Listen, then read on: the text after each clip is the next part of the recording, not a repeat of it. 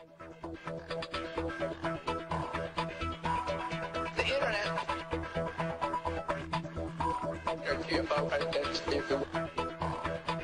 is not something that you just dump something on.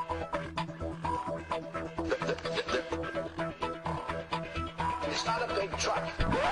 It's a series of tubes.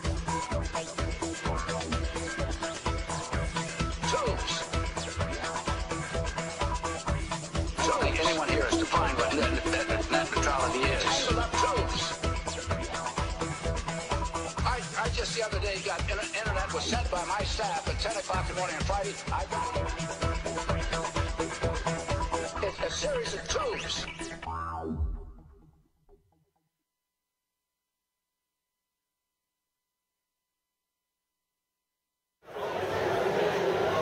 Hi, we're the cast of Hitman 101, and you're watching Indie Intertube.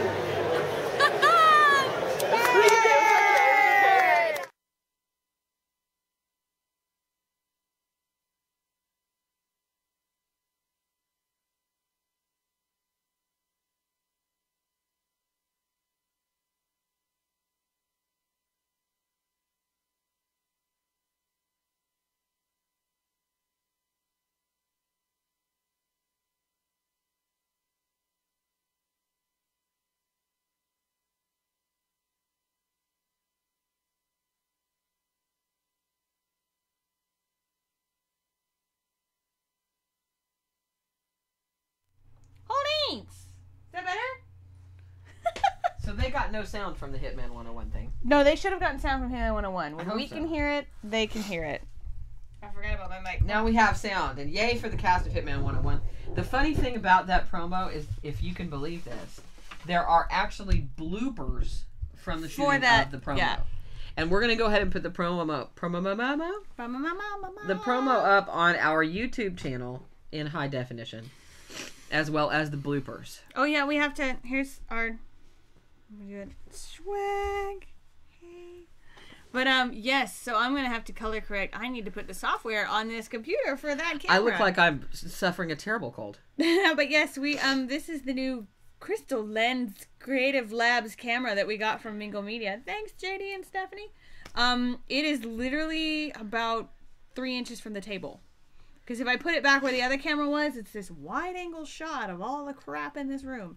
So, although, you know, I don't have a cold, but I am incredibly tired, also injured. But, as of tomorrow at noon, storage unit is empty! Woo! So, we are well on our way to shooting our cross-country web series. And, hey, look for an Indiegogo campaign for that soon. If you feel like donating to that web series fund before we actually start our Indiegogo campaign for our cross-country documentary, there is a PayPal, a donation link on our website. It's been there for quite some time, but I think it's been there for like 3 years. Forever. But yes, if you want to donate to help keep Indie Intertube on the air, going to places like Fan Expo Vancouver, which we have a lot of coverage for you today. Any amount is appreciated. We definitely need to upgrade our equipment. Wow, that is a crystal high definition camera. I'm a little freaked out, but that's okay. Anyway, I need to color correct. Yeah, I hurt myself on the bus, thanks to the bus driver who didn't lower it, which is always fun. But you know what? Everything else in the room kind of pops. That's cool. But hey, guess what? There was a little kerfuffle this week where a CAA representative at the New Front said that the average cost for one season of a web series was $500,000. And it should be $2 million, which is all fine and dandy, but I guarantee you the average for a web series, even a studio shot web series, even a web series with big stars in it, is, guess what? Far less than $500,000 for a season. Now, that's not to say that we don't woefully underestimate the cost of what we do, because we all do that. And it's not to say that we shouldn't all have budgets that big. But the fact of the matter is, if you are coming up with an average of $500,000 for one season of a web series, you are not factoring in the indie creators, the truly indie creators, where the bulk of web series are filmed out here in the trenches. And if you're not factoring those in, then you're looking at maybe a handful of web series that have budgets that big. Maybe 5, if you're lucky. And that is not only not a fair representation of what is going on in this industry, but it's not fair to the fans either, because a lot of these web series suck. And we don't want the fans to think somebody spent $500,000 on that crap. Nor do we want to not give everybody a chance to pitch for $500,000, or there's going to be a big discussion about, what's a level playing field and is it fair, and will the playing field ever be level? But that's not a discussion for us to have right here. What I will tell you is that if we had if we had $250,000, we could have a studio with all upgraded equipment. We could pay for Blog Talk for a number of years. Premium Blog Talk, so that on our show, any advertisements you heard would be one that we uploaded, so it would mean that there would be an advertisement for web series or web series sites on every show. We could pay for travel for at least 2, maybe 3 years, so that we could be at everything from Vancouver Fan Expo to San Diego Comic-Con to New York Television Festival to ITV Fest, LA Web Fest, and every web series set in between anywhere in North America. And we could produce this show in a manner to which none of you are accustomed. So, yeah. There's a lot that can be done with less than $500,000. And I don't want to rant too much on that today, but I'm just saying that we are a creative, thrifty, talented, passionate bunch here in the independent web space. Do we deserve larger budgets for our show? Most web series, yes, we do. Because we need to make, or people need to make, a living wage, or at least have a show that sustains itself. However, to stand up in front of people at the Digital Newfronts and say that that's already happening is ridiculous. Now, I have a whole other issue, which is why say that they are 500,000? That's a whole other issue, but say they need to be 2 million. Why? Why spend $2 million producing one season of a web series if you can do it with 500,000? If you could do it with 250,000? You can do it with if 2,000. Everybody gets paid on your set, and nobody is going hungry or homeless making this, and it's good, why does it have to be 2 million? Why can't it be 500,000? Why can't it be 250,000? Why can't it be 50,000? Why can't it be whatever the creator tells you they need to produce it? I don't understand this whole thing of we have to spend $50 million for this movie, even though it's a recycled idea and it's going to be shit when you see it. You don't have to spend a fuck ton of money in order to make a show good. You have to make sure that people get paid, and you have to make sure you have a good story, good actors, good character development, good sound, good equipment. But you don't need $2 million for every show for one season. It would be insane the amount of things that we would get done for $2 million. Right? That's where we're graduating. Like, in 5 years you should be at the $2 million mark. If I'm at the $2 million mark, I'm running a studio. At that point, it's if we seriously, we would take let's go back to that $250,000. We would take that, buy all of the equipment, pay the Blog Talk, make sure we had a travel fund, and anything over and above that, we would be doing with it. We'd be turning around and looking back at the indie space and saying, okay, we have $50,000 left, or we have $75,000 left. Let's break that up into $10,000 chunks and hand it out to every web series who needs to reach their funding goal. I do that. It's that simple. I don't think we'll ever forget where we came from. That we came from independent space. I hope not. The day that we do, I really hope somebody tells us that. And yeah, In Gale We Trust may cost $2 million. But it's a studio who's doing it, so obviously they think they need to spend that much. And 2, where is it now? Nobody. NBC got rid of their digital NBC arm. is not doing a digital season. The last I heard, they had sold In Gale We Trust, and nobody even knew if it was coming back. Because they don't know what to do with an audience that big online. They have no, concept. I don't know. Yeah. It's just me. I would love to. I think Hollywood has a ridiculous mindset, especially when it comes to this space. And I think that brand people and agents and traditional Hollywood people who think they know what is going on or who think they know what should be going on are the last people we should let dictate what happens in this space. I think this is the time that we have to stand up as independent creators and make sure that we have a place at the table and that we stand our ground. Yes, we need to value ourselves much more highly than we do. But if you're going to go and pitch for $500,000, you had better make damn sure your product is worth it. Plus, who do you think the studios are going to give $500 million to? Us? $250,000 even? No. They're going to be looking for a bankable name because they're going to want a return on that investment. And since they don't know what that's going to be, they're going to look for a name. It's tough. It's tough. We'll be talking more about this on Wednesday. You can bet your ass on that. No. Because I've got more to say, but I am so damn tired today from working in storage for the last 2 days that... Not only that, but you have to realize that we just did Vancouver Fan Expo, and I made a mistake. I typed in the chat room that we hadn't used this camera before. We used this on the fly in our hotel room at the Burrard, in Vancouver, along with our Snowball mic. So technically this is the second show that we've used it for. Our first show in major high definition bells and whistles. Regalia. I'm not real happy. I'm going to sit here like this. Don't. It's because you're wearing pink and because we're both tired and because it's just, I need to color correct. Obviously the software on this thing needs to be loaded on the computer. It's my mistake for plugging in the wrong camera. But I like it. It's nice. Because we haven't even had a chance to really unpack from Vancouver. Today, we have got an amazing interview for you guys. It's a brand new interview. Never been seen before.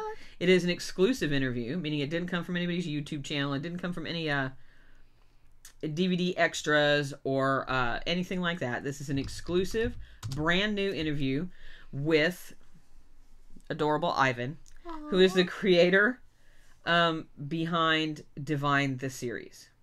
He also works for Supernatural, some little show called Supernatural. We're not going to talk about that. He is the creative mind, the mastermind behind Divine the series, which is a fantastic horror web series, and it is a wonderful interview with tons of stuff that you guys are going to find interesting as web series fans, that web series creators are going to find interesting. Yeah, it's just an amazing interview. But before we do that, we figured we'd show you guys some pictures. Oh, we're already going there. Yeah. Okay. From Vancouver Fan Expo, just because, why not? Well, tell me what you want. What you want to do? Just show the first one, and I will tell the people who's in it and what's going on. Well, the very first one is that. The very first one is going to be... Okay, hold on. Or do you want to do... Or you want to... Because I can click it before you see it. And then we can trans over to it.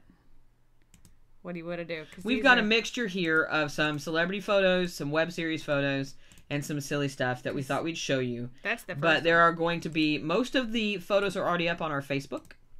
Well, hold on. I will show them where they can find our Facebook. Yeah, there it is. Woo! Most of the photos are up on our Facebook already. Right there. And this one. If they're not up on our Facebook yet, like the Continuum panel stuff... we're a series of talking and a lot dudes. of the general con photos will be going up tomorrow. Video of the beginning of the Continuum, the star introductions of the Continuum panel will be going up on our web series on our YouTube channel this week. As well, the high definition version of this interview with Ivan Hayden from Divine, and I hope I said that right, will also be going up as part of this show on YouTube, and also separately for those of you who would like to just be able to watch the interview with Ivan part. I hate being singles in the room. Yay! Yay! I love that show. So what do you want to do?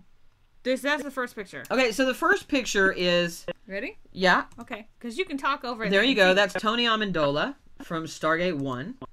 He is also in... Don't change the next picture yet. Oh, okay. He's also in the new Showcase Canada series Continuum, which hopefully Sci-Fi in the States will pick up because it is going to be rather kick-ass. He was a wonderfully nice man. And the girl sitting next to him was his Fan Expo handler. For the day. Such a hard job. Such a hard job. Really nice guy. Very, very intelligent. And he had some rather funny and interesting things to say during the Continuum panel. So there he is. Oh, check this out, y'all. This picture is pretty special for us. Scott Jones and Victor Lucas. Victor Lucas. From Electric Playground. From Electric Playground and Reviews on the Run, which it was kind of cool to meet them because they, along with Kristen Burt, were kind of the inspiration for what Indie Intertube has become or might become. And we talked to them at length about our show, and they both have checked it out at this point. And they were actually instrumental in us getting a chance to interview Eric Layden from The Killing and Left 4 Dead 2 and Infamous 2, as well as Jennifer Hale from Mass Effect. So those guys are really cool. We watch Electric Playground every day, as well as Reviews on the Run. So it was a big thrill for us to be able to get this picture with them, because we really, really like that show. Standard Action! Yeah, this is the Standard Action booth at Fan Expo Vancouver. And it's really an amazing shot because it is them talking to random people who had walked up to their booth just to check out, hey, what is your show? Where can I watch it? Can I buy a t-shirt? You know, they were selling t-shirts and dice and a whole bunch of other stuff. So it was really cool to stand back and watch people really get excited about these shows. If you see right in front of the helmet where Vanessa is, who's the lovely redhead in the photo, that little like basket of vials and stuff is perfume based on their characters that a fan of theirs made. I swear. Isn't that cool? Yeah, a fan made perfumes based on their characters. Those are really, really cool. Georgie! Yay! This is Georgie, the handsome and wonderful, sweet star of Hitman 101. Now, we have a really, really good interview with Hitman 101 coming up next Sunday with Georgie. And it is a really good interview, him talking about how he auditioned for Hitman 101, what it was like to become involved behind the scenes, as behind the camera as well as in front of the camera, and what his hopes are for the future of web series, his involvement in them, and for Hitman 101. What Chris just said. He's getting perfumes based on their characters too. That's cool. That's cool. I'll take it. Yeah. Oh, see, now this is pretty special photo for us. This is why you don't drive. This is why a you're not pretty allowed to special drive. photo for us because we got to spend some very quality fangirly type time with the Batmobile. The original 1966 souped up GTO, real, honest God Batmobile. That thing is that was really cool. Almost hollowed out on the inside so that it can fit all the equipment and other accoutrements in order to film on it. But yeah. If you go to our YouTube, to our Facebook, you can see a lot more photographs of the Batmobile. And those that aren't already up will be up, like I said, tonight and tomorrow. It was pretty damn cool. It really, really was. It was a neat car to sit in. One of the things that we found the most interesting when we were walking around Fan Expo Vancouver, and at the times that we were working and not actually fangirling, was the Zombie Orpheus Entertainment booth, who had gotten together with a bunch of other web series, two of which posters you see represented here, Night of the Zombie King and Gold the Series, as well as Aiden 5 and Journey Quest, and their own productions, to have a booth at Fan Expo Vancouver. So it was really cool to see fans in cosplay carrying around Night of the Zombie King poster. Mm-hmm. Or a gold poster. And that was pretty cool. I'll see more people from Electric Playground. I believe that is Brianna McIver on the left. Mm-hmm. And Sean on the right, correct? Yes. You are correct. Are both part of Electric Playground. Interviews on the Run. Oh, there it is. Woo! And the Mass Effect fangirl goes wild. As you can see, the very hat that our lovely Amanda has on right now. Nobody can see that right now. They're seeing the picture. the lovely hat that Hold on, wait. I'll trans over. Ready? Pose. This hat Ooh. right here is on That's the head right. of Jennifer Hale. It's right there. With my little half smile, trying not to fangirl in a weird way.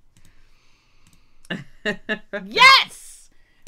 Bebop and Rocksteady. Jennifer Hale was quite amazing, and we have an interview with her on camera that's coming up next Sunday. Right now, this is the Ghostbusters of BC, Ghostbusters of British Columbia. They are a legitimate fan group of Ghostbusters and obviously other cosplays. This is Bebop and Rocksteady. They were so awesome to behold, and to spec. I mean, they from head to toe. We can only get this much, but I mean, once they came in, it was insane. Yeah. Because everybody was like, oh my God. Tonight there's going to be more pictures of those costumes going up on our Facebook as well. My childhood. It was, leave it up for a sec, because it was, if you guys can just imagine 20,000 people in an arena and the sea kind of parting when these two walked through, and just the people that you could hear screaming Bebop and Rocksteady. And camera flash bulbs going off, and Amanda literally had to fight for this spot. Oh yeah, that's why I had that face. I was letting my rage face out. Because there was no like line, because they weren't technically guests that Ghostbusters of BC had a booth. But man, it was really, really cool to see this happening and to see the people kind of jockeying for position. It was awesome. You want to go on to the next picture? Billy Campbell. The Rocketeer. Now that was cool. He was so amazingly down to earth. And I know a lot of you children of the 80s will remember Billy Campbell and were probably affected by The Rocketeer. I think a lot of children of the 80s loved that movie and were greatly affected by it. He was about as nice a person as you can imagine. He was there signing autographs for his AMC show, now just finishing its second season, called The Killing. And there's actually some pictures out there, if you look them up, that have him standing in front of For Electric Playground, the Rocketeer poster, and doing the pose.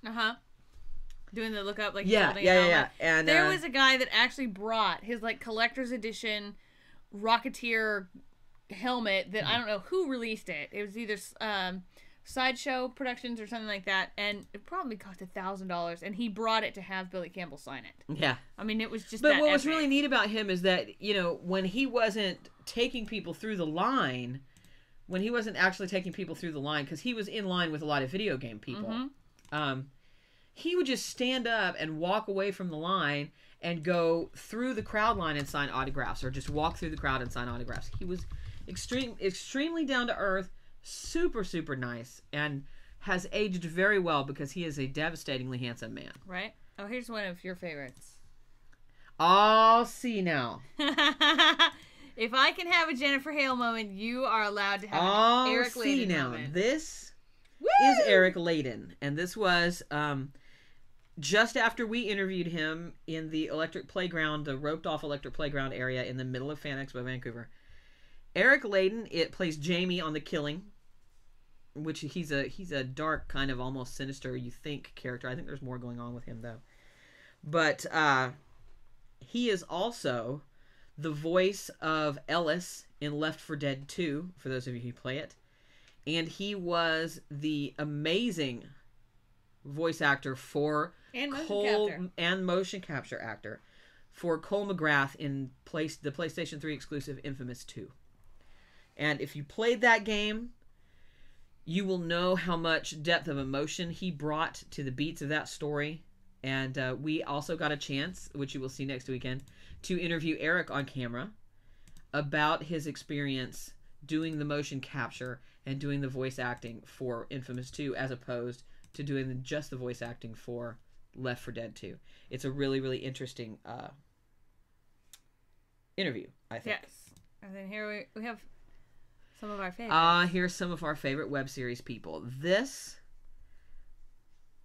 is an awesome picture of the two of the villains in the 4 Villains web series based out of Victoria, BC. They also had a booth that was part of the little threesome of booths with Standard Action, Hitman 101, and 4 Villains. and they actually had a 42-inch television screen there where they showed clips of their show, and they all walked around the con in costume, which I thought was really, really cool. Yeah. I'll show another. They have another one here. There we go. Yay. And it was really nice to see them walking around in costumes and getting the reaction from the fans. And they actually got some really cool promos for their show. If you look on their YouTube channel, you will see a promo from Gary Chalk, who was on Reboot and who was also Optimus Primal. Optimus Primal, yes, on Transformers Beast Wars. And did Optimus Prime in the Unicorn Trilogy. And he was also in Reboot. And they also got promos from Kevin Sorbo and David Hayter, who plays Solid Snake in the Metal Gear Solid series. Because if you watch 4 Villains, and I'm not spoiling anything, Snake, his like lineage involves Kevin Sorbo as Hercules and Solid Snake from Metal Gear Solid. And then of course just for Zan, because for Zan. Bam! There you go. Try not to fall over. One last shot of probably the greatest voice actress that we've heard in video games right now, Jennifer Hale. 240 Commander Shepard from Mass Effect 3. Well, most recently, also Knights of the Old Republic. Yes, or the Old Republic. Bastilla. But yeah, yay! There goes Anne fangirling. Woo! Alright, so those are that's just a taste of the pictures. We also have video coming up from the Continuum panel. We have a fantastic interview coming up next Sunday, if we can get them all in next Sunday, with Lexa Doig, formerly of Andromeda and Stargate 1, who is on Continuum. And when we were interviewing Lexa, we got interview bombed by Victor Webster, who is also in Continuum, but previously played Beckett's boyfriend on Castle, and prior to that, he was in Mutant X, and that's what a lot of you will remember him from, is Mutant X. So it was kind of cool to be interview bombed by Victor Webster. I thought that was cool. And you know what? I know that I'm in a relationship with my co-host and all of that stuff, but Victor Webster's a damn handsome man too. He's tall. I felt like a very small, tiny dwarf, as if in a cartoon, perhaps, from Snow White, standing in between Lexa and Victor. He was really tall. Because that was pretty damn cool. You know what I mean? So we have all of that coming for you. But right now, for those of you who are in the chat room, we have got an outstanding, exclusive, brand new interview with Ivan Hayden from Divine the Series. And rather than spoil it for you or give you any precursor to it, I am just going to say, without further ado, here it is. Check it out.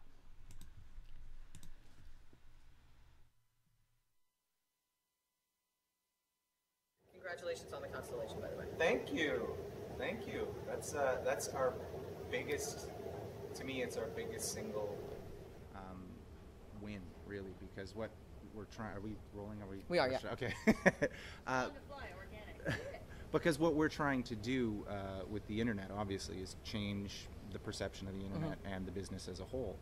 And Constellation Awards is something that's only ever been TV and film. So this is the first web series or web-derived content to ever be nominated for this award, and it's a national Canadian sci-fi thing. So finally, there is a web series that's being considered in the same vein as television and feature film. And didn't you guys win something? We're still nominated. It hasn't come out yet. I think it's June 4th. And you are nominated for a constellation outside of Divine. Yes, for Supernatural. Yes. Do you ever get surprised that the show's still running? Yeah. I mean, it's the longest job I've ever had in my life. In anything before film, after film, at all. So I mean, it's crazy, but when you look at the fans and you look at the talent that's driving the show, I mean, it kind of makes sense. When you look at everything else out there, even if it's not your cup of tea and you don't really like that sort of genre of show, when you watch it, it's got the look and polish of a feature film. It know? does. So even if you don't like it, everyone sort of has to sort of take their hat off. And there's say, story. And there is story behind it, right? It's character driven. It is character driven, absolutely. And you're starting to see all of that sort of genre stuff that when we were kids, the comics and the horror and that sort of thing is now becoming sort of mainstream. I guess it makes sense because now we're the purchasing. We're the ones buying We're the the stuff. ones buying it, totally. Saw that all through the con this I- weekend. I'm sure, right? It was cool. Yeah. But, well, first, tell everybody who you are, My name's Ivan Hayden. I'm the director, creator of Divine the Series. which is, as everybody knows, my new favorite horror web series. I loved that show.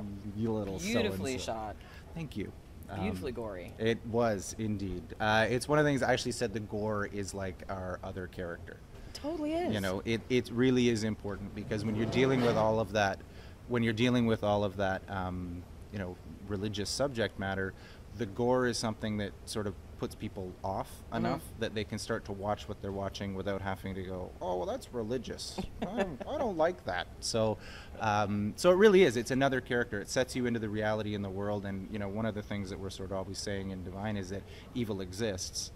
Bad things happen to good people, and the gore is sort of that underlying exclamation mark Exactly. to go, The story came from something you wrote Yes. when you were too wee to really have these kind of ideas. Yes, probably. I was actually talking to my parents about this. Trying to look back, I'm like, I think I was about 13 or 14 when I came up with the idea for Divine.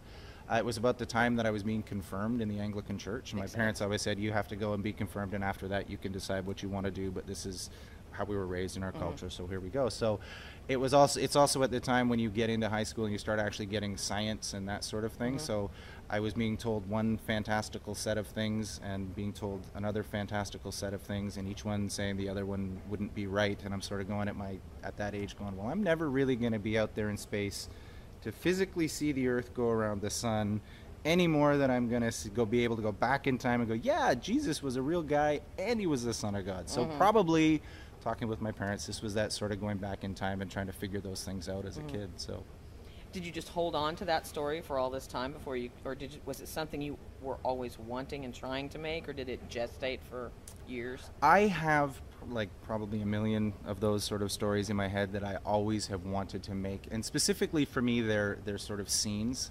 There's a moment in the story that it's sort of been a powerful moment, and one of the ones in Divine was Divine on the altar, and Father Christopher looking at this naked guy bleeding on the altar, and it was always this powerful image, and it sort of stuck with me. So it wasn't really until we were talking, Kirk and I, doing Kung Fu and arguing philosophy and having to, somehow I dredged up this There's a thing. conversation. I know, right? My Kung Fu instructor, talking while we're fighting, talking philosophy, and I come up with a religious-based thing as a support for what we were talking about.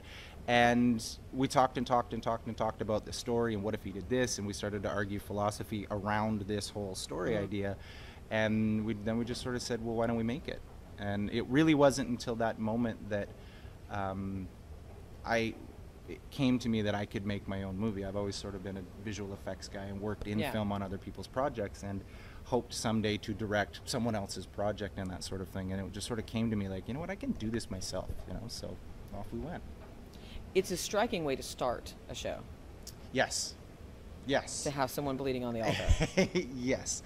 But that also goes into the nonlinear storyline. When we came up with Divine and we started to write the story, originally Kirk and I were like, let's shoot a pilot for a movie or a teaser for a movie and then try and get this picked up and do something like that. And then we sort of said, well, let's make TV, and we latched onto the idea of doing it on the internet. And as soon as we decided that and I started to try to write it, I tried to come up with a concept that would help propel the medium forward, because I don't think it gets its fair shake. I think there is some genius stuff out there in web series. It doesn't have the budget behind it for mainstream people to look at. I mean, people look at Supernatural and will say, well, the effects on that show weren't very good, and you're kind of like, really? I remember when we could see wires behind things and we didn't care, but nowadays if there's Didn't wires, care what color the blood was. right, like, hey, that guy missed him in that punch by a mile. Now man. where all the blood's the wrong color, it's not viscous enough. Exactly. So I think that web series have sort of been getting a bad shake in that regard. And when we started to design Divine, it was, I really stopped and looked at the medium and I said, you know what? one of the things about the internet is it opens up a new way of storytelling, because it isn't like you have to tune in at Thursday at 9 o'clock. You're sitting in your house and watch A, B, C, D, or you buy a DVD and stick it and watch all the episodes through it. Someone might hear about your show episode 6, and I'm just going to wait because the sound is going to do. There we go. Someone might hear about your show by episode 6 and then come into it, and on most web series or most websites, it's the most recent video, so that's the one they're going to watch. If they watch that and then they don't need to go back and watch the rest of them, then what's the point? So I kind of done it wrong. Exactly, right? So I sort of looked at it, the nature of the internet means you can watch it and rewatch it and think and rethink and look at it and relook at it. So that opening scene in that opening episode was to put you in the middle of the action. Sort of like we're having a conversation where if someone comes in right now, they're going to have to play catch up, they're going to have to make assumptions, they're going to have to figure out what's going on and make you think about what's going on. And then every episode, you can get more information and go back and rewatch what you watched with a little bit more going, I got it now. I get it now. So and then just when you think you get it, you don't. And then exactly, when you think you get it, you don't. And it allows for, from a marketing standpoint of something, it's much more robust and versatile than a common TV show, which you get to watch it once on TV live. People will then go and download the ripped illegal copy on TV and on the web and watch it again. And then if it's really good, they'll go and buy the DVD and they'll watch it one more time. And that's usually the lifespan of it. But when you get something with the internet, you can make something that will get people to watch the same show over and over every again. time a new show comes out. Should give another piece of information where they could go back. You could start watching Divine at episode 6, and if you watched that one first and then watched episode 1, you'd have a totally different experience of the show than if you started with episode 1 and watched your way through that way. So, but neither one of them detract from the rest of the storyline. Agreed. Right? So that was sort of what we were trying to do, was create something that would be different and show the power of the internet and the marketability of it. If we're trying to do something that is set up for advertising, then people putting their advertising dollars into something that you can watch 2 to 3 times, so wow, that was long-winded. Take a breath. Okay. You pulled from a huge Vancouver talent pool. Yes, we did. Very talented city. Yes, it is. And you did that not only for cast but crew as well. Certainly, yeah. Did you feel that you had to do that, or was it something you wanted to do, or was it just happened organically? Divine really took on a life of its own. It really was sort of an organic thing. Jason, from the scripts, like, once we had them done, I just took it to Misha, as a friend, and I'm like, because, hey, bud, we're out having beers and sort of lamenting our amount of creative involvement in the shows and the things that we work on. Sometimes we get more, sometimes we get less, and wouldn't it be cool if? So I said, hey, I wrote Divine to be a character piece for actors. What do you think of this? And I gave him, I think it was episode 3. And then he goes, do you have any more? I'm like, yeah, okay. So I gave him the next, and then finally he's like, I'd play this guy. And we're like, oh, wow. And it was actually, there's been a couple of those oh shit moments where you're like, wow. Like, one was when Kirk and I said, let's do it. I'm like, oh man, now we actually have to do it. Now we're going to do it. Misha came on board and like, oh wow, now we really have to do it. And then when Jason Fisher came on board, it was like, oh wow, now I really better not suck as a director. But after that, when we started casting, casting was amazing, and it was a big learning experience, because the first 2 we cast ourselves. The second 2 we had Michelle Allen as a casting director, so we got much more access to people. And the crew came on board.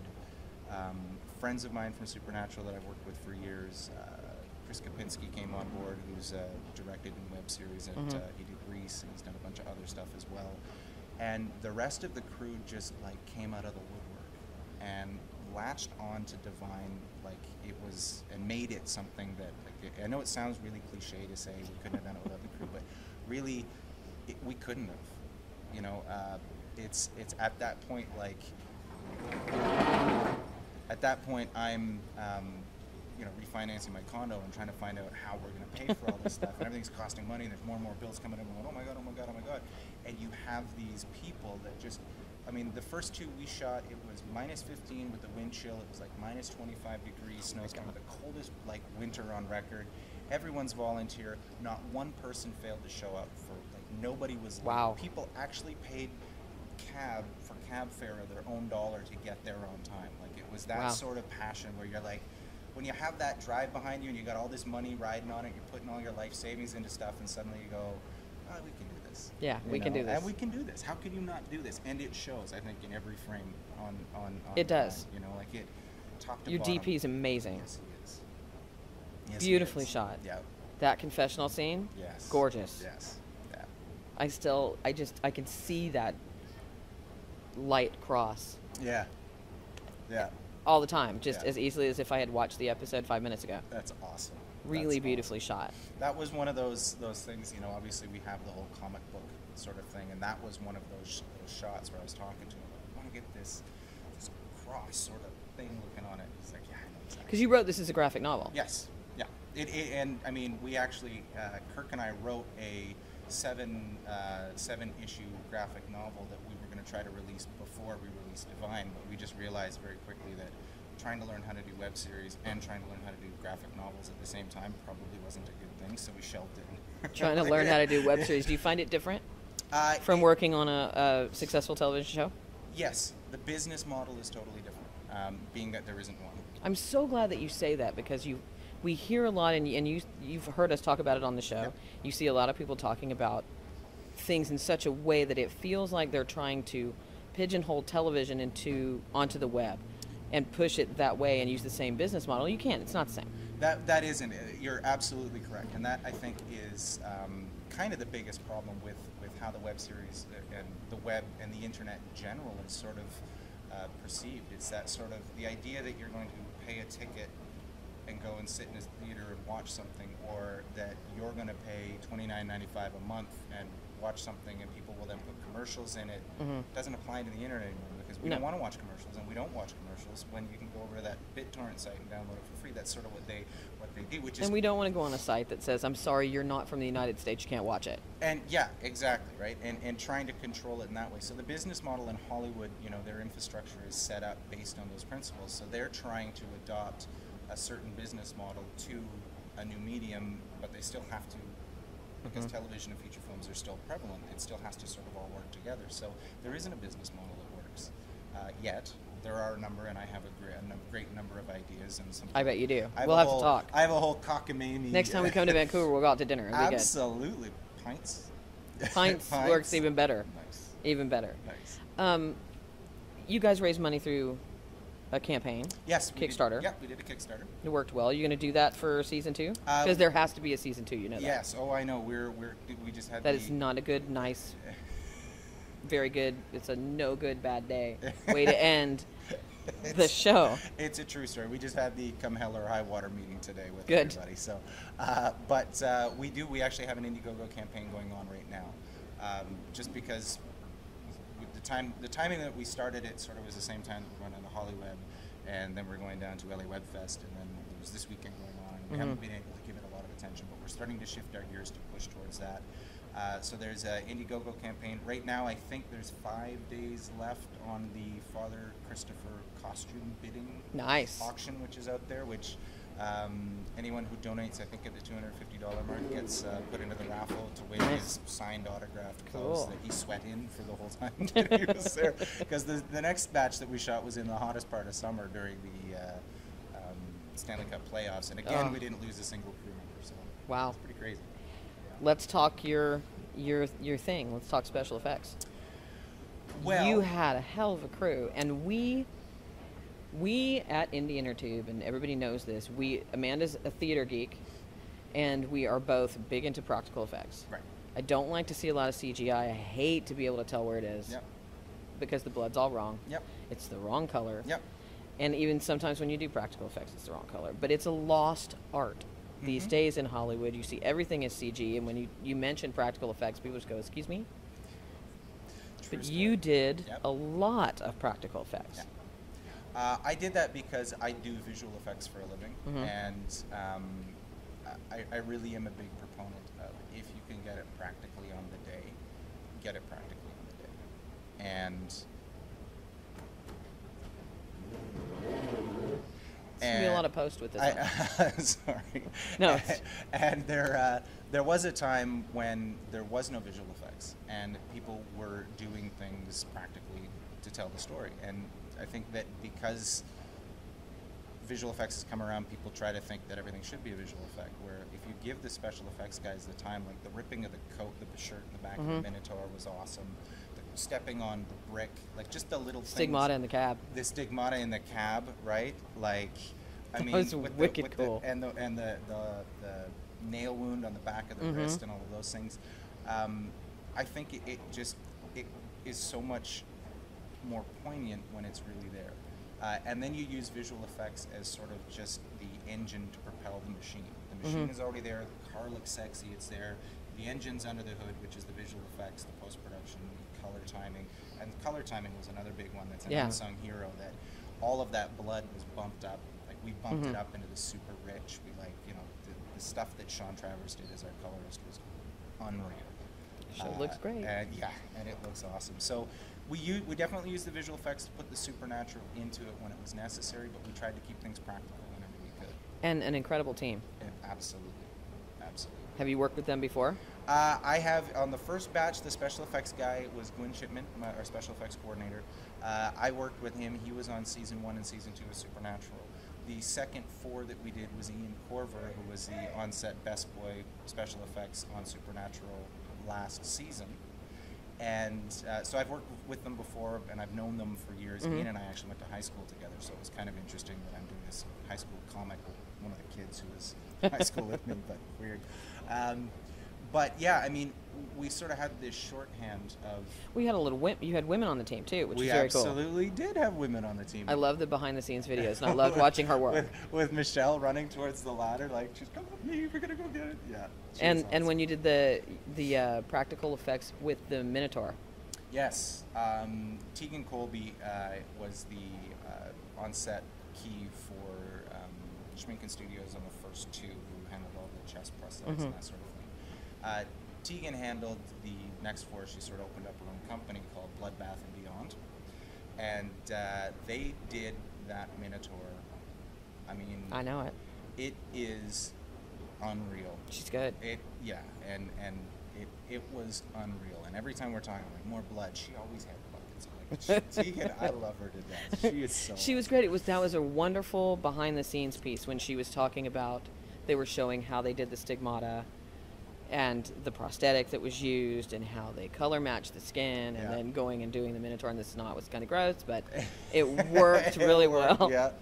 And I mean, she also, the ways that they go about doing it, for me it was really interesting because normally I don't have that level of involvement with the special effects team. Normally special effects will send me things and I'll say, yes, that'll work for visual effects, or no, it won't, or could we do this, or could we do that, or hey, I can't do this, can you do that?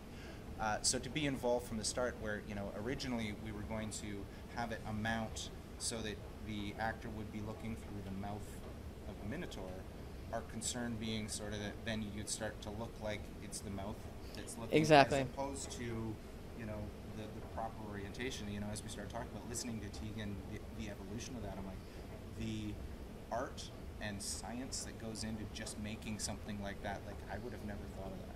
I'd have been like, yeah, let's make them bigger. Yeah. But your visual effects worked really seamlessly, and there were times, and I mean, we're sticklers about it, where I couldn't tell at all. And she would say, yeah, I think, you remember this, Amanda? I think that's visual. I don't think that's real. And I'm like, I don't care, it looks real to me. With the like Minotaur? No, not with the Minotaur. Oh yeah, the entrails were all CG. They were completely You nailed it. generated. Yep. Yep. I didn't care. It was wicked cool. I'm like, I don't care if that's real or not. That and the creepy baby.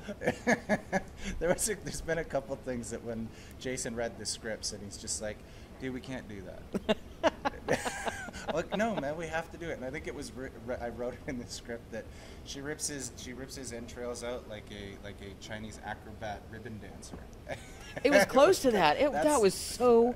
It looked amazing. Were you not thrilled with the way that turned out? I still giggle every time I see it. I really do. Because she comes around, I'm like, oh man, that's awesome. And who's expecting that, right? You're just not. At that moment, you're like, what? And where did that baby come from in your head? Do I even want to know? No, I'm a little... Watching Divine, and this is about the best compliment I could give, it's like playing my favorite video game. which is Dead Wow. Space, which to me is one of the goriest, grossest, over-the-top video games I've ever seen, and I love Absolutely. that franchise. Absolutely. And Yeah. that's what it was like. Just Wow. the sound and the gore and the ratcheted up colors and just everything looking so surreal. I loved it. Wow. Thank you. You're I take it That's you've seen the I game. I have, absolutely. That is a huge compliment. And that's what it was like. And we had a hard time recommending it to some people because they would have loved the story, but they couldn't deal with the gore. Yeah. And I'm just like, you know what? You need to just bite the bullet and watch it because it's worth it. Yeah. Well, I think that, you know, that's sort of part of the problem, that when you look at, you know, Divine and why we haven't been a pickup at something like that, is that opening episode, and the first line is swearing. Mm-hmm. Right? And I had a big debate, and I still debate back and forth whether I like, because I was going to pull the line out and not have her swearing at the start of it, But she would. that's exactly it, right? It's real. She would. That's what she's there for, and it's that whole relationship that she has with Divine, where she's like, effing, and Divine's like, don't swear, stop doing that. Like, you know, it's like he's trying to show her what to do, and to not put that in just felt wrong to me. Kudos to you, too, to make it that his issue with the priesthood and not doing what he needed to do and whether he went back to be the gay issue. Yes. I was really impressed that you went there and that you treated it with such respect. Yeah. That, you know, I loved it when he finally got to that, spoiler alert, the line that I let him die Yeah. Yeah. because I couldn't For my job. tell him what he needed to hear. Yeah. Yeah. And he knew it was wrong. Yeah.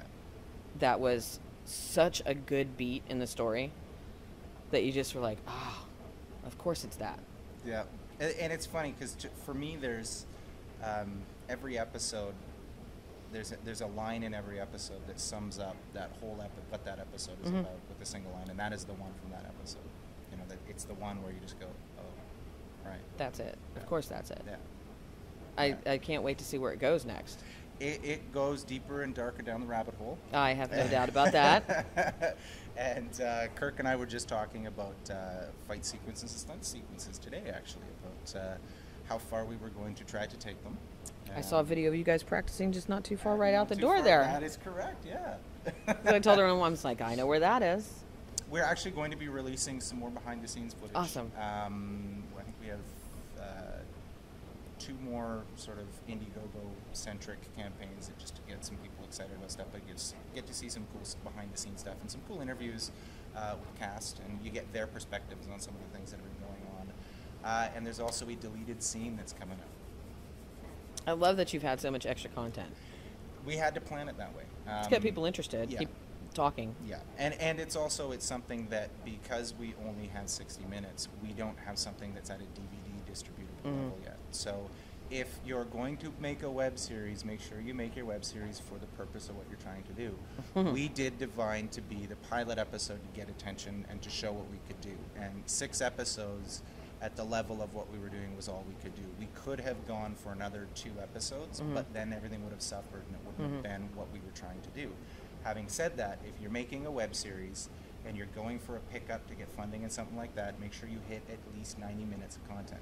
90 minutes of content will open the options of having a back-end DVD distribution deal, and that's where you'll start getting some money to come in and those sorts of things. I think there's a little bit of that with Divine as well, where some of the people are going, okay, but you're not even at the DVD number, so how do we put money into that? Yeah. But really, we're talking about trying to shoot 9 more to get it to the 15 episode mark, where the first sort of natural story break happens, where you understand everything that's going on. Perfect. Sort of That's good to know. yeah. It would sort of be the end. It would sort of It's a be little our spoiler, that's It would good. be a total spoiler, but it's at that point you understand all the players, you understand what they're doing, you really meet the Prophet. People still say they haven't seen the Prophet yet, but he's in there. He's in there. He's in the show. He's in there. He's in the show. Yeah. He's in there. The Prophet is there. You can see him clearly in the show. LA Web Fest? How was LA that? Web- What was the unreal. reaction to the show like? On the reaction to the show is always humbling for me. Like it's kind of hard for me to, people come up and go, wow, that's unreal. Like that's crazy. There was the guys who did Red Rover came up to me afterwards, and the director said, "Wow, I'm gonna have to step up my game," and that was to me That's a like, compliment. I got choked up. Like I was just like, wow, because Red Rover's awesome. I don't know if you've seen it, or not, but it's awesome. And I was like a little like, wow, like cool, thanks, man. It's a good compliment. Yeah, huge. But compliment. it's a good show. It is a good show. I actually just watched them all again for the first time probably since we finished the cuts, where I actually watched them through. Because sometimes you do something like this and you go, you did the best you could, but if you haven't, I went and watched them again, and I'm like, you know what, it is good. You know, like you have to. That's good. It's nice that you can get to a place to say, yeah, it's good. Yeah. And not always second guess yourself and because all we see be your own are worst the critic. flaws, right? Like there's one other tip for filmmakers out there. Remember, nobody else knows what you intended. So that's a good right? one. Nobody will know if there's a mistake but you, unless you tell them. And That's a good one. when I watched it again, this was sort of the first time that I watched it, and I didn't see all the things that I would have wanted to do. And I watched it for what it was, and I was like, cool. That's nice. I like it. It's good. It's such a complete piece of work. It's beautifully shot. The special effects are good. The visual effects are good. The music's incredible. Nickel, thank you. He's unreal. Yeah. I want more. Yeah, we all want more. I had actually been a lapsed Supernatural viewer, and watching Divine made me want to watch Supernatural again. Really?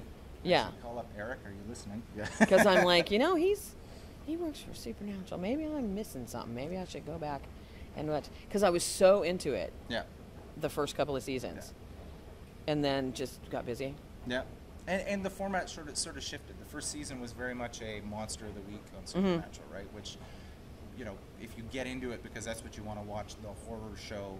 See, I was afraid once it started, when the format kind of changed a little, that I had missed something and would have a hard time getting back into it and understanding what was going on. Yeah. But that's not the case. But there's DVDs. Yeah, there is DVDs, and I think most of the episodes are available on CW.com too. Oh, really? I think so. On the CW website, I think. Can we get that here? That's a good. Cursed geo-blocking. We are the damn geo-blocking.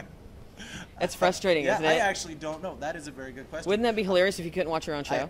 Well, that's what actually happened with the Reese people when it was. I know when it got on Sci-Fi Sci-Fi even when it was on Sci-Fi, they couldn't watch it until Space picked it up. Yeah, because we're here in Canada, so they're sending emails out to fans going, "Hey, are we live? Is it good? It was cracking me up because I was telling people, I'm like, you want to know how bad geo-blocking can be? Talk to the people from Reese and their cast and crew who can't watch the show because they're in Canada and they're in it. Yeah. Yeah. Yeah. I said that's a whole ironic thing going on that's just not funny, haha. It's just not. Not funny, haha. It's not. Rate. And I think that's funny that you don't know if we could watch it on CW or or Hulu. We can't watch it on Hulu. No, but that's the thing. I mean, I know all the corporate, the stuff we've been told, but I don't necessarily. I've never actually put it to practice. Netflix. Is it on Netflix? Probably. Isn't everything? I don't know. I don't do Netflix. I don't either. I don't do Netflix. I don't do Netflix because I don't think that's the way our industry should go. I have a Boxy box connected to our TV and a VPN. There you go. I think everything's heading to on-demand viewership anyway. I agree. Without geo-blocking, I think they're going to be forced. And I know you all disagree with me. We are still going to have to agree to disagree. I think the industry, at some point in the next 10 years, is going to be forced to find a new business model. If anyone's disagreeing with you on that, they're I know the mistaken. reasons why selling international rights is what it is right now, but the internet is global and it's just not going to work. There's revolutions that are going on, right? And that's really what's happening. Internet, technology, entertainment, the whole nine yards. It's these revolutions that are happening, and if people are looking at web series and web-based content as something that you can stick an ad into, you're missing the point of the technology, the medium, and what the people want. We're bombarded with something like 5,000 commercials every day, anytime we're online. Like 5,000 unwanted commercials. I think I might... Only 5,000? Well, I look at it and I go, really? I don't remember any of them. I don't either. Right? So that business model is about as effective as a flyer campaign, right? People still do flyer campaigns. But I can tell you the company that branded a web series like Leap Year. That is where the business model works. I know the company. You know the company name? Hiscox Insurance. We know that because, not because they're all over it, not because they're mentioned in it, but because they paid to produce it. That's, and yeah, that is the way it should be. Because I think that you're right. I think that the on-demand sort of thing will go. I'm just sort of morally opposed to paying a service for that, because I already pay for my phone. I already pay for my data plan. I already pay for my internet. I pay for my cable. I pay for my Wi-Fi. I pay for all that stuff. So why do I have to pay you again to watch content? Mm-hmm. I'm morally opposed to that in the abstract, Mm-hmm. and I'm terribly morally opposed to geo-blocking. Yeah. It just drives me, and I wasn't until I moved to Canada. When I started living here, I'm like, do you know when you live in Victoria how close you are to Seattle? Yeah. How close you are to Washington State, Yeah. where I could get on a boat and go 18 nautical miles and watch your show, but I can't do it from here. Yeah. And it is maddening. And until you hear a lot of justification from traditional Hollywood for it, but until you've experienced it and you know what it feels like, once you do, you're not all for it anymore. I understand. And I understand it. I understand the business model and the reasons behind it, but I don't agree with it. Mm-hmm. That's where it comes down to. 'Cause I just don't agree with it. I don't think that it's right, that it's fair, that it's necessary. I think that there's a million and one other ways for everybody to maintain expectations. Everyone expects to make money off of what they're doing, Mm-hmm. and I think those expectations can get met. You just look at it in a slightly different manner. And It'll it's all have to out there. happen. Yeah. The answer is out there. Another business model is out there. It's just, people just have to take the time and be motivated to seek it. Yeah. Absolutely. Somebody will. Somebody will. You will. I'm doing my best. You might. I'm doing my best. I'm just trying. If I can get someone to sit down and drink the Kool-Aid with me, then I'm there. I've already drank it. I just can't help you out. I got my wallets over there. I'll you know. I'm so glad we got to meet you. I am thrilled. Thank you so much. And we will do a longer interview again. Absolutely. We want to come over and like meet everybody. Oh yeah, absolutely. The like crew and all the Absolutely. special effects people. Well, 'Cause if we're shooting more, I'd love it if you guys wanted to come back and while we're filming, come out while we're filming. And We would interview totally people do as we're that. Doing it and Absolutely. Sort of, you can even be behind this thing. We'll have to be doing one of these. Don't film it. As long as somebody can like give me a slash throat or Oh, you some kind of weird. You want to be a gun? Yeah. We can make that happen. Yeah. Cool. Awesome. Thank you. Thank you. That was so much fun. I know, he's so passionate. And like Hitman 101 just tweeted, he could be the spokesperson for this space. He could be the spokesperson for all indie web series. And I think a lot of people would be okay with that because he's so passionate about it and he understands the issues, and you know, he's just that he's just sweet and he's earnest and he's passionate and he's doing something that he loves, and he's a geek like the rest of us. It was a great interview and we were honored to I just totally lost my train of thought. To interview Ivan. The high definition version of that interview will be going up on our YouTube channel tonight. So if you want to rewatch the interview and maybe catch some parts that you didn't catch because the video was stuttering or for whatever reason, it will be going up as part of our show, and it will also be going up individually so that you can see just the interview with Ivan. And if you're a fan of Divine, you can link it all around and let people know what they missed. Patricia Casey is so right. He is fun to follow on Twitter. He is a very funny guy. He is so sweet. He came bounding up the stairs to see us when we were there, just running. I know what you look like. Because we didn't know what he looked like, and it was so funny. And he comes bounding up the stairs. He said, "I know what you look like," and we could hear him. He's so cute. He's a really good-looking guy too. Mm-hmm. He is like the poster boy for web series, as far as I'm concerned. He's very good at it. It wasn't necessarily that we didn't know what he looked like. It was like I can't even remember what anybody's What face I look that like. I know looks like. Like I wouldn't even recognize my own mom at this point from where we were at in being at the very end of the second day of last weekend. And I think it is one of those shows that has a budget that's up there as far as the campaign that they're looking for. But you know what the interesting thing is? That's not for one season. That's what they're raising to produce Divine in its entirety, unless I am wrong, and I don't think that I am. So that's not what they're trying to raise to shoot just one season or just 6 episodes or just 10 episodes. They're trying to conclude their story. You know what I mean? Yeah. It's not like CAA getting up there and saying the average cost for one season of a web series is $500,000 and it should be $2 million. Well, bullshit. And I think Ivan would probably be the first person to say bullshit right along with us. I know that he's watching the interview, but he can't log into chat, which is unfortunate. But I think what would be really great to do is to get Ivan to come on the podcast and answer questions from you, the fans. So if you want to see that happen, if you want to listen and hear Ivan call into the Indie Intertube podcast and take questions from call-in fans and viewers and other creators, then tweet Ivan Hayden, at Ivan Hayden, IvanHayden, and let him know that you want him to come on the show, and tweet us at Indie_Intertube, and we will make that happen for you. Plus, we're going to head back over when they get back into production.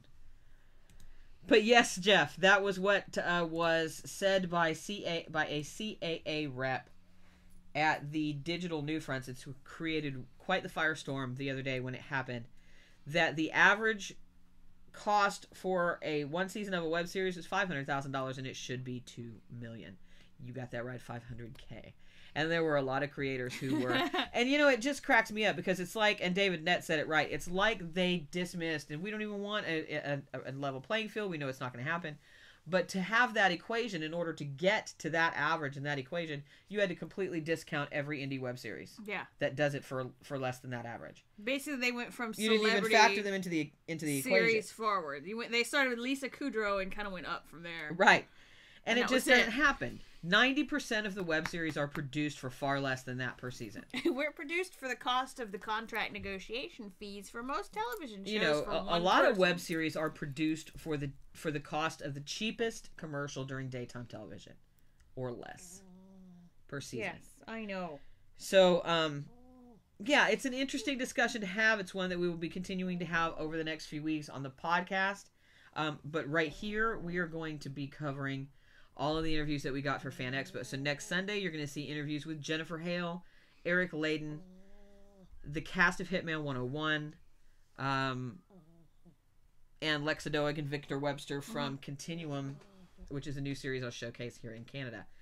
Also, on the podcast this Wednesday, you will hear an interview from 2 of the charming cast members, an audio interview of Standard Action. 2 of the charming cast members from Standard Action. Yeah, that's what I was trying to say. Right. Chris in the chat room just said he did the first season of Blood and Bone China for less than $6,000. Yeah. But I bet if you had $30,000, you could do it even better. You could do 4 or 5 seasons of it. More, you could have done 15 episodes instead of 10. Or it could have taken some pressure off of you. I think, and I agree with a lot of the creators like Gregory Storm, like David Nett, who have said we indie creators woefully undervalue what it is that we do. Just because we can do it for $5,000 doesn't mean we should. Everybody should make a living wage in this space. And honestly, it shouldn't necessarily come down to whatever. Breaking Point's first season was $4,500. So yeah, I mean, I think that we need to be realistic when we're approaching brands and tell them what it actually costs, what the real cost is of doing these shows. I think it's more than the $4,500 or $6,000 or $10,000 or $30,000 that we see shows being produced for. I think the real cost, if you were to pay everybody their going rates, or you were to pay them a living wage, you were paid for everything, food, transportation, you didn't borrow anything, you didn't do anything in kind, then the real cost of these shows would be... Chris miscalculated. It was 3. 3,000. But yeah, I mean, and we're not talking about going rates. We are not talking about getting rich. We are not talking about becoming famous or anything. We are talking about storytellers and journalists and those of us who have a passion for this industry and want to cover it and help expand it. We're talking about a living wage, not anything beyond that. And I think that's where a lot of the confusion for a lot of people comes in. We do what we do because we love it. And because we want to help raise awareness and the audience for web series, because you know what?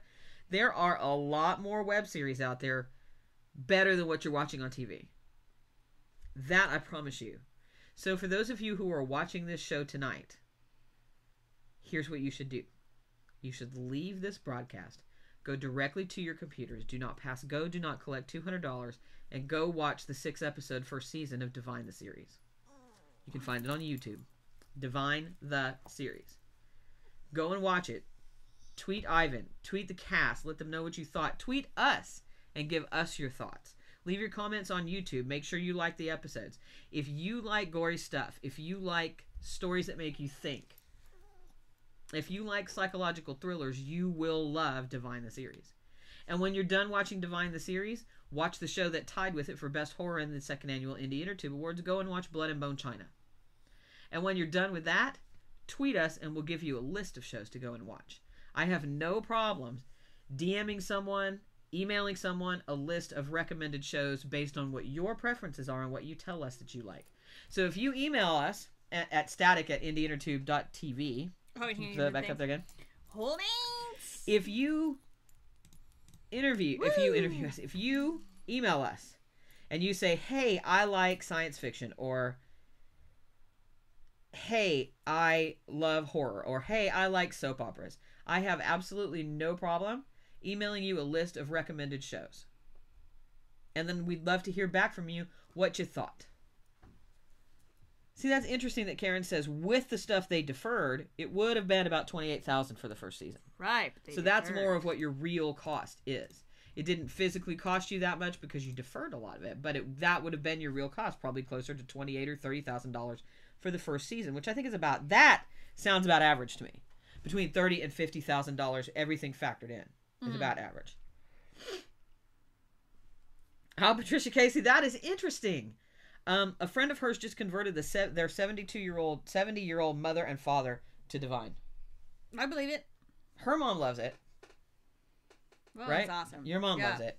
Chris will tell you how much my mom loves stuff. Yeah.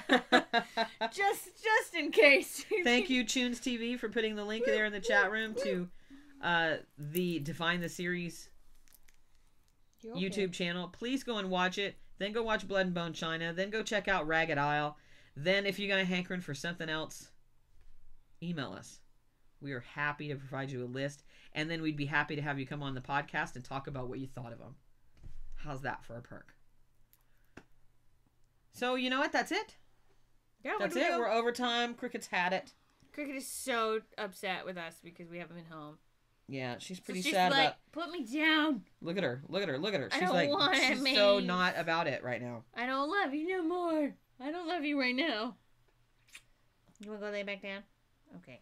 And yes, Chris, I will be emailing you our thoughts on that. I don't know what it is, but whatever it is, yes. I know what it is. Yes. I know what it is. I saw the one. Yes. And I say yes to whatever you're doing. You know what? Because keep it up. The thing just never... okay. And hey, Patricia Casey, I will send you a list. Yes. Hold on. If you like science fiction, I got a couple for you. Hold on again. We are sci-fi geeks here. I am a horror hound. I am a gore hound. So there you go. We also like soap operas. We like psychological dramas. All the we like babies. Whatever you like, we will send you a list of stuff that you should check out. Yes. In the meantime, it's been fun. Next week's going to be fun. Thank you, Ivan Hayden, for that outstanding interview. We couldn't have asked for a better first interview to come out of Fan Expo Vancouver. And we literally cannot wait to get back and have beverages with Standard Action, Divine, and Hitman 101. And maybe, guys at Hitman 101 are pretty damn cool too. Maybe next week you'll get a special end to the podcast. Or to the Sunday show. Really? Maybe I'll do something extra special with some credits. Really? Yeah. Woo, really? Yeah. It just hit me. We talked about it the last couple shows and it needs to be done. Okay, well, thank you, Ivan. Fantastic interview. Thank you to everybody for watching. We're so sorry that we weren't here last week, but we will not let you down. We will be here every week. Yeah, but the people didn't see us. We were late. Not like this. So we are going to leave you once again with Hitman 101. We'll see you or hear you on Wednesday. Or talk to you or just listen Good night, everybody. in some way, shape, or form. You know how it is. The internet. It's not something that you just dump something on.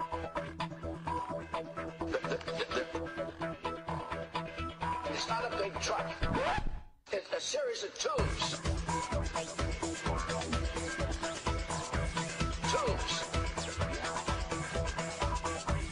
Surely anyone here has defined what net neutrality is. Tangled up tubes. I just the other day got internet was sent by my staff at 10 o'clock in the morning on Friday. It's a series of tubes.